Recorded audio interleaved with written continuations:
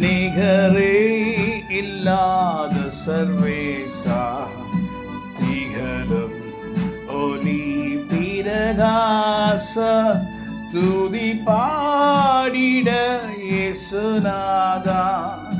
10,000 நாவுகள் போதா, நிகரே இல்லாத சர்வேசா, திகழும் ஒளி பிரகாச, கொந்தளித்திடும் அலைகளையும் கால் மிதித்திடும் கர்த்தரவர்.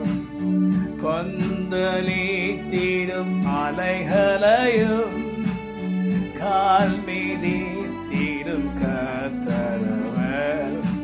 அடங்கிடவே அதட்டிடவே ஆக்கரை நாமம் சேர்ந்திடவே, நிகரே இல்லாத சர்வேசா, திகழும் ஒளி பிரகாசா.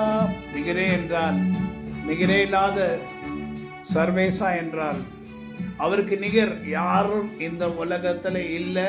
நீங்கள் எங்கே போய் எந்த மூலையில் தேடினாலும் அவரை போல் இருந்ததில்லை, இருப்பதில்லை, இனி வரப்போகிற நாட்களில் இருக்க முடியாது.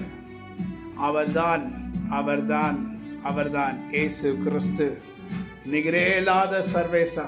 இந்த நாளிலே இஸ்ரவேலை காப்பாற்றுகிறவர் அவர். இந்த நாளிலே இஸ்ரவேல் சில தவறுகளை பண்ணதினாலே சில காயங்கள் அவர்களுக்கு வரும் என்று வேதத்திலே குறிப்பிட்டிருக்கிறது. ஆனாலும் நாம் எருசலேமுடைய சமாதானத்துக்காக ஜெபிக்க வேண்டும். அந்த இஸ்ரவேலின் தேவனாய் கர்த்தர் எப்படியெல்லாம் வல்லமை நிறைந்த கர்த்தராய் இந்த பூமி முழுதும் இஸ்ரவேலை பார்க்கத்தக்கதாக எல்லாருடைய கண்களும் இஸ்ரவேல் நோக்கி கொண்டிருக்கிறது. ஏனென்றால் இந்த சின்ன நாடு எப்படி இவ்வளோ பெரிய காரியங்களை செய்கிறது? ஏனென்றால் அவர்களுக்கு பின்பாக இருக்கிறவர் தான் இந்த நிகரே இல்லாத சர்வேசா.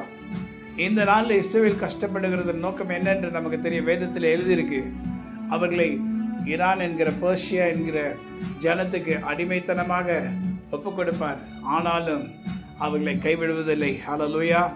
அவர்களால் அவர்களுக்கு நிந்தை வரும், ஆனாலும் கர்த்தர் இஸ்ரவேலை கைவிட மாட்டார். அதே போல நிகரில்லாத சர்வேசவாகி இருக்கிற நம்முடைய தேவன் தம்முடைய ஜனமாகிய நம்மை அவர் காப்பாற்றுவார். ஆமென். God bless you. Have a wonderful day.